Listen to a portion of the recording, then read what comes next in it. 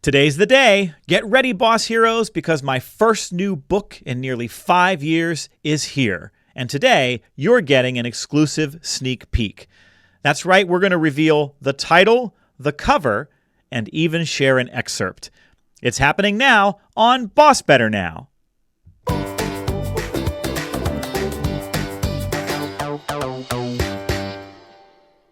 You're listening to BossBetter Now. This show is sponsored by Joe Mull and Associates. Now here's your host, speaker and author, Joe Mull. Welcome back, Boss Heroes, to the show that aspires to be food for the boss's soul. I am so very glad to have you joining me today, and this week in particular. It's a very special week. This week marks the official reveal of the name and title of my new book. There's this sort of long pre-launch period that we go into, and this week marks that, and we get to share with the world something that has already consumed my life for the better part of a year. And we thought about the best way to do this on the show, right? We thought, do we do a whole big production? Do we put all sorts of bells and whistles into it? Do we have special guests? What's the best way to do this? And eventually, our own intrepid producer, Jamie, said, Joe, I think you should just turn on the microphone and talk about the book. And so that's what we've decided to do. I'm going to tell you about the title and the cover and all of that in just a few minutes, but I feel like I owe it to you to tell you the very short story about how this book came into the world. This book exists because I was stumped by a question at the end of a podcast interview about a year and a half ago. And it's funny because I don't even remember what show it was. I don't even know that I could go back and find the episode. But the interviewer and I, the podcast host and I, had just had this really rich conversation about where commitment comes from at work. And this is really what's at the center of my subject matter expertise. I've spent more than 15 years teaching leaders how to be better bosses and what the conditions are that lead people at work to care and try and give it all they've got. And so for more than a half an hour, we really sort of dove into all of the different things that leaders have to get right in order to activate emotional and psychological commitment among employees. And so as he moved to wrap up his show, he fired off one final question. He said, all right, Joe, let's get you out of here on this. Let's put a nice bow on this, put this in a tidy package for our listeners. In one sentence, where does commitment come from at work? And I went, well, I don't think I can give it to you in one sentence. As we just talked about this whole time, it's a whole lot of things that we have to get right.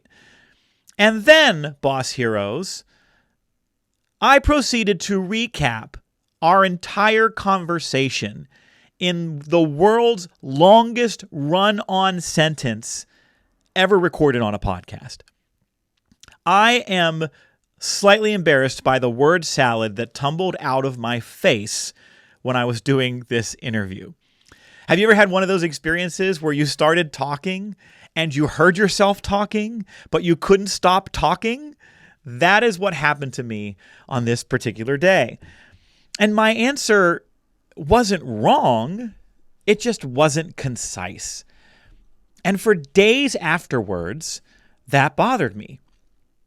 I kept thinking, in one sentence, where does commitment come from at work?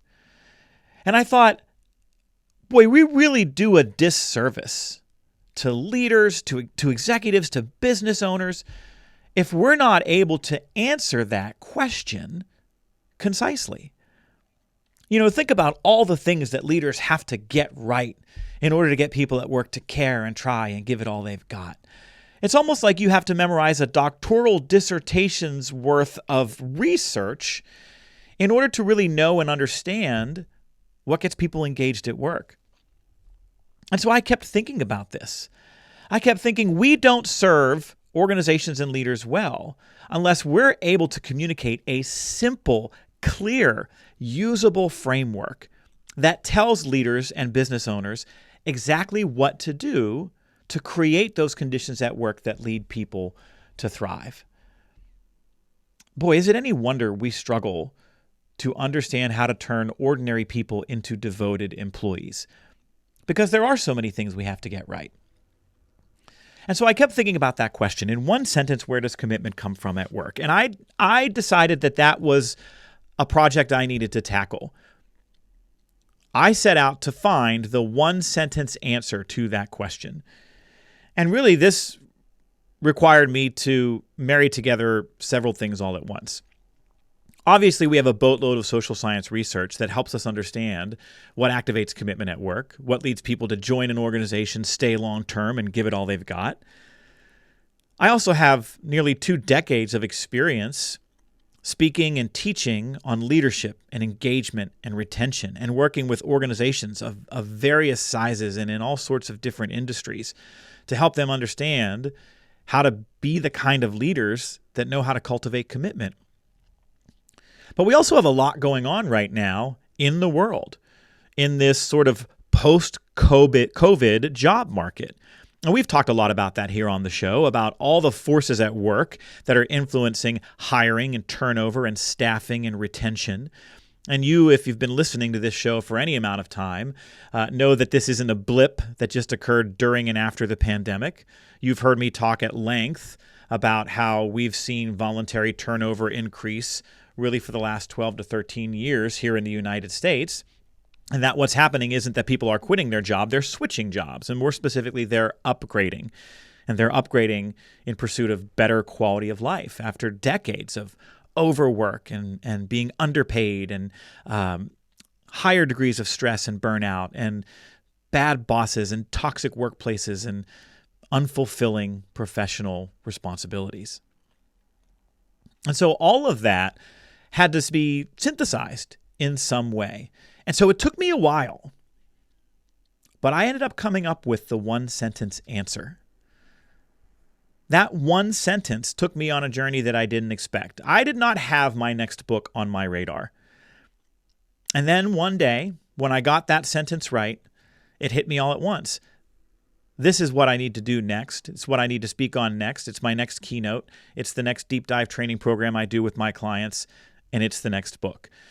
And once I got the sentence right, I literally sat down at my desk and wrote out a 4-page outline for the book. That took me on an even cooler journey. The idea, the one sentence, became a framework, became a scorecard that employees have internally and that organizations can use to understand how to find and keep devoted employees. I took that framework out to my clients, to companies and organizations, spoke about the framework at conferences and at leadership development intensives, shared it with my audiences for the better part of 8 months as I wrote the book. Got tremendous feedback from many of you who have seen the framework. And that framework ended up becoming this book. The one sentence answer, by the way, to where does commitment come from at work is that commitment and retention appear when employees get to do their ideal job doing meaningful work for a great boss. Every story you have ever heard about why someone took a job or left a job or decided to stay in a job comes down to those 3 factors. Every piece of research that you will encounter and the research that continues to be released around what's influencing turnover, retention, and engagement at work comes down to those 3 factors: ideal job, meaningful work, and great boss. Those 3 factors make up the framework that I write about in the book. And I go into detail in the book about the dimensions of each of those chapters, each of those factors. You know, things like flexibility and compensation and belonging and trust and purpose and workload. These are all dimensions to the kind of employee experience that we know leads employees to join, stay, care, and try. And when the time came for me to package all of this into a single book under the umbrella of a single idea, I realized what I kept coming back to was this notion that leaders and business owners need to create a more humane employee experience. And what ended up happening is that I made up a word. We know that finding and keeping devoted employees requires a combination of employer loyalty and humanity. If we want employees to commit their whole selves to us, we must demonstrate a commitment to their whole selves. If we want employee loyalty and commitment, companies and leaders must commit to employer loyalty and humanity, or as I call it, Employalty. That's the title of the new book. Employalty, How to Ignite Commitment and Keep Top Talent in the New Age of Work. I am so excited about this book because that umbrella idea, Employalty, gives us a single concept we can hang our hat on. It gives us a conversational way to talk about all the things that we have to get right in a post-COVID world to attract people to our teams, or to keep those folks who have been so dedicated and such high performers on our teams. We need to commit to Employalty. We need to commit to a more humane, more personalized employee experience, because that, we know, is what triggers commitment from employees at work. And I'm resisting the urge to just walk you chapter by chapter through everything that we do in the book. But it's really divided up into a couple of sections. The whole first section of the book outlines everything that's going on in the labor market right now and really does shine a light on the things that we're getting wrong about the quote-unquote Great Resignation. It goes into depth about dehumanization and how years of treating people not as whole people but as a commodity have resulted in this wave of voluntary turnover. It goes into great detail about some of the experiences we had during the pandemic and the way that they influenced people being braver about wanting to try something new. And then it introduces this framework. It says if you want to keep top talent and ignite commitment in the new age of work, you have to engineer an employee's ideal job doing meaningful work for a great boss. And then each of those factors is a multi-chapter section in the book. There are a lot of things I'm excited about with the book, which, by the way, is available right now for pre-order. You can pre-order the book. There are 3 primary places I can direct you to: Amazon, Barnes & Noble, and then if you like to support indie bookstores, which I do, you can go to indiebound.org. INDIEBOUND.org. The book is listed there. You can order it, and it will be sourced through your local independent bookstore. Now, there are a lot of things I am excited about for this book. I am really proud of how deeply researched it is. There are nearly 200 research studies and articles that support many of the assertions in the book, all the data in the book.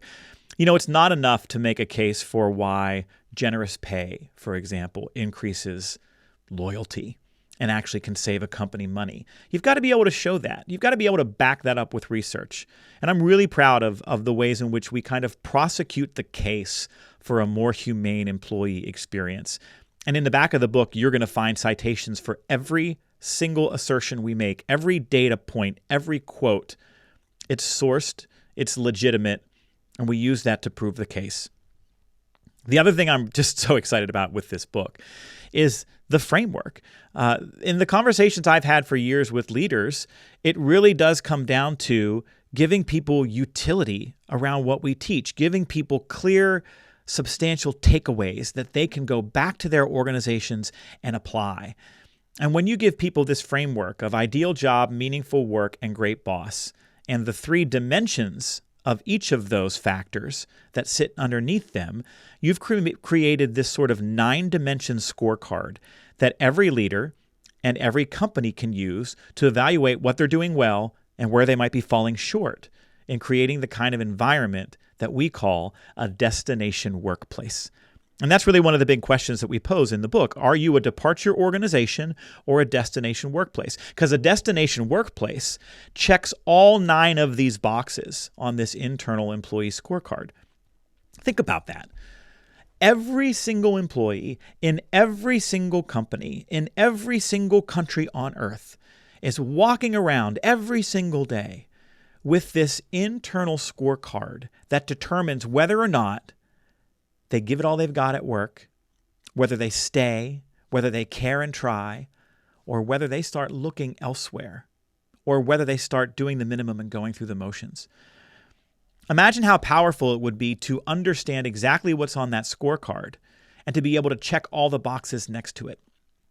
Imagine the kind of transformation you could create for your organization if you knew the exact buttons to push and levers to pull to activate the emotional and psychological commitment of the people in your enterprise. Imagine if you knew the exact features and experiences that your company needs to provide to create a line out the door of people looking to apply. That's what this framework does. That's what I'm so excited about, is that we really have boiled it down to one sentence.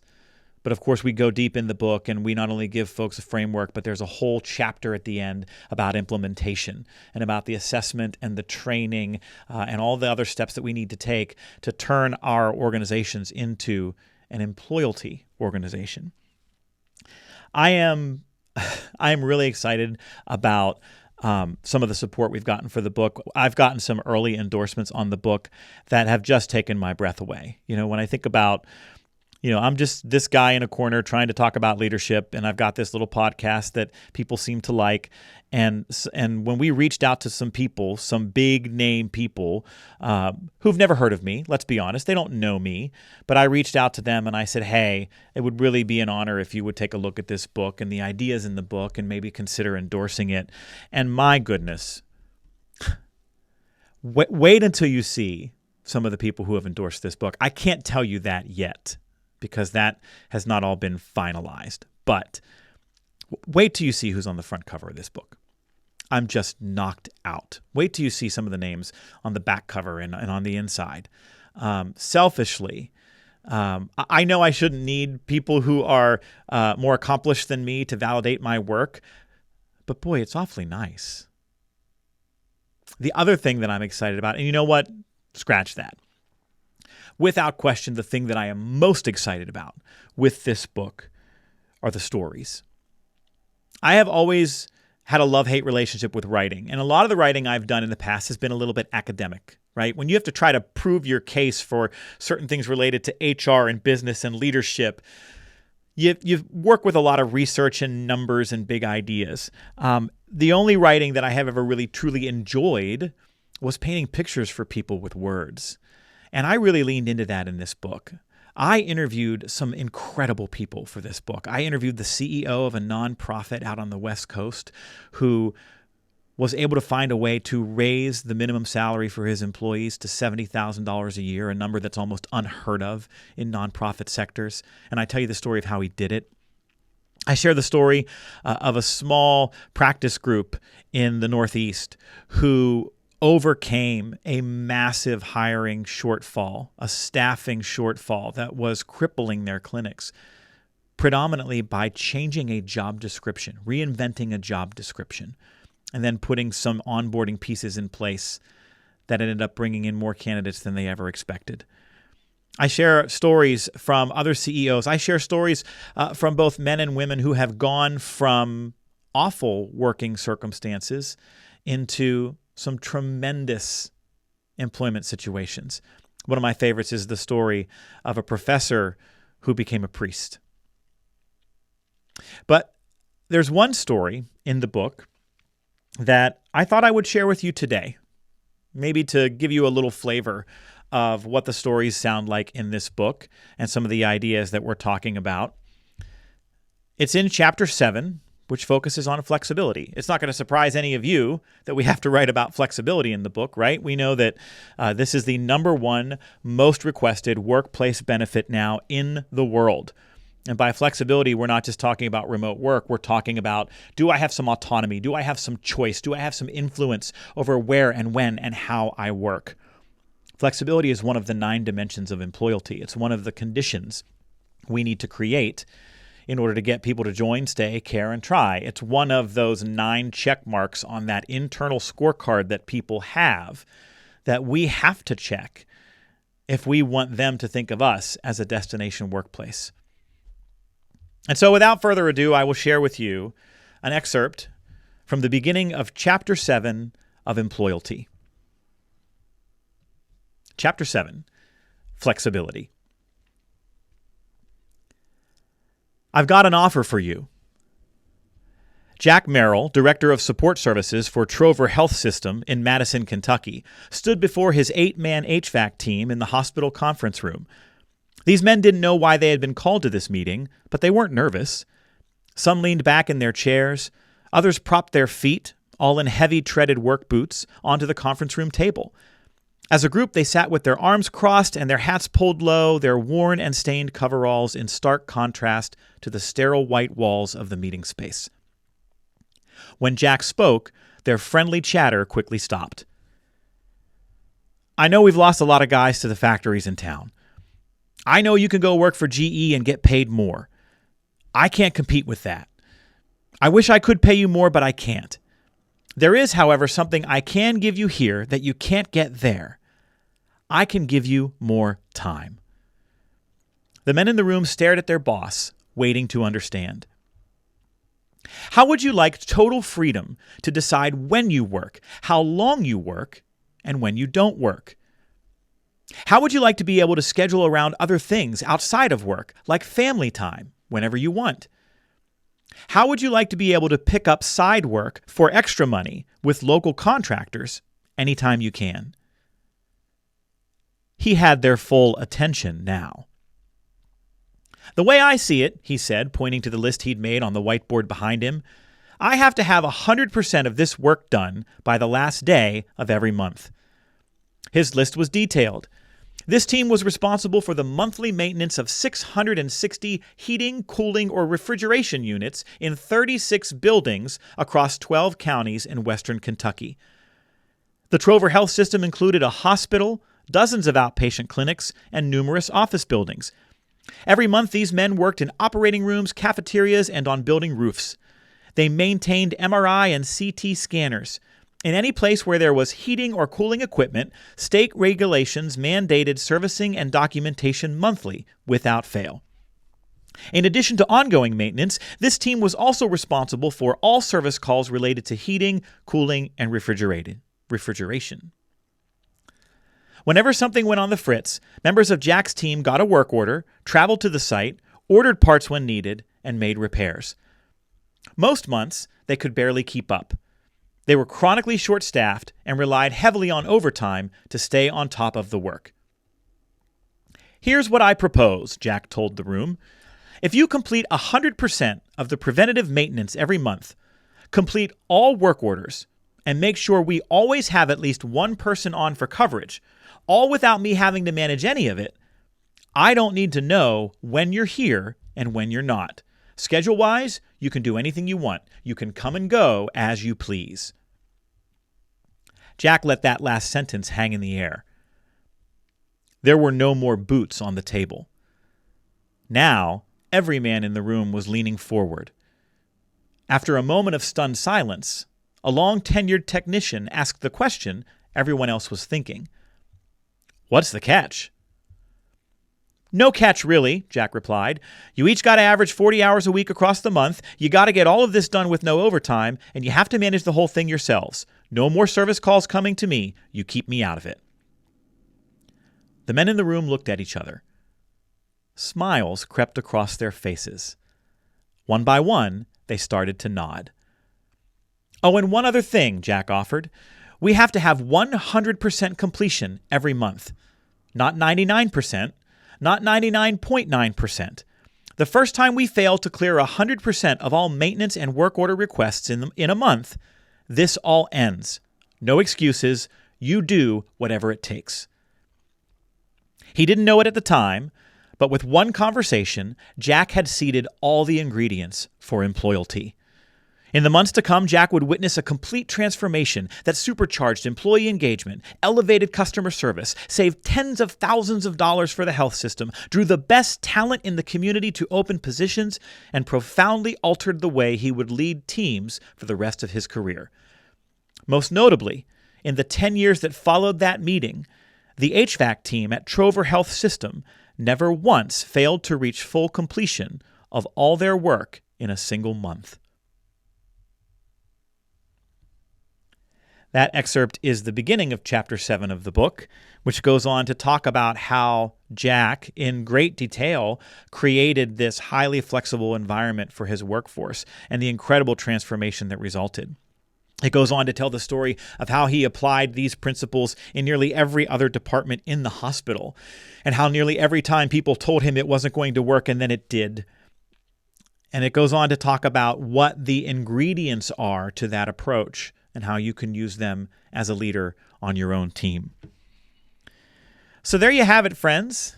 That's the news. Employalty, how to ignite commitment and keep top talent in the new age of work, can be found by searching my name on Amazon, Barnes & Noble, or at indiebound.org. I mean, you can also search the word Employalty, but it's a little tricky to spell. I'm learning that. I've done a couple podcast interviews and media appearances already in early support of the book, and people are tripping over the word. I've had it introduced as Employalty. Not quite. It's Employalty. E-M-P, loyalty. E-M-P-L-O-Y-A-L-T-Y. But it's probably just easier to look up my name. So go to Amazon, go to Barnes & Noble, and type in Joe Mull, and you'll see it listed there. Now, I will tell you, if you've gotten some value out of this podcast over the years, if you've found help or support in the BossBetter emails that we've sent out, it really would mean a great deal to me if you would pre-order the book now, early, as we go into this early launch season. It turns out that pre-orders are really quite important. Pre-orders signal to retailers whether a book should be taken seriously. When early pre-orders come in, retailers go, oh, okay, this book might make some noise. Let's make some room for it on our shelves. And they end up ordering in more copies and giving that book a little bit more attention when deciding what to showcase to their audiences. So if you wouldn't mind, go to Amazon or Barnes & Noble or indiebound.org and pre-order Employalty this month. In fact, we've decided to do something that I think is kind of cool, specifically for people who want to use the book as part of a book club where they work. This has happened a lot with some of my previous books. What we've decided to do is create a book club kit. So if you order 10 copies or more in the month of December or January, we're going to give you the book club kit for free. The book club kit includes a kickoff video from me, a robust discussion guide to use with the book in your book club, and an implementation checklist that you can use to follow along and see if you're actually applying the work that was advocated for in the book. All you have to do is order 10 or more copies, and then just send an email to hello@joemull.com and just include some kind of proof of purchase. We don't care if you just send us a screenshot or a receipt or a confirmation number. We are expecting that most people are going to operate with integrity around this. So all you have to do is order 10 copies or more, 20, 30, however many you need for your book club group, and send an email over to hello@joemull.com with some kind of proof of purchase, and we'll get that book club kit to you with those assets that you can use. All right, friends, that's the show for this week. Thank you for the privilege of telling you about this project and this journey. And hopefully this will be a resource that you get as much value out of as possible. Next week on the show, we have decided that I'm going to pull back the curtain a little bit on a part of this journey that was really trying. A few weeks ago, we had to make a very high-risk decision about the future of this book. And that wasn't something that we were ever going to make public because not everybody wants to know how the sausage is made, right? But I've alluded to it in one or two places and have had a lot of people who have responded really positively to the story about the choice we made with some of the direction of this book. So we've decided that I am going to pull back the curtain and share that story with you on next week's episode. So watch this space. Make sure you're subscribed to the show, and make sure you tee up that episode for listening next Sunday or next week once it's released. In the meantime, thanks for listening, and thanks for all that you do to take care of so many.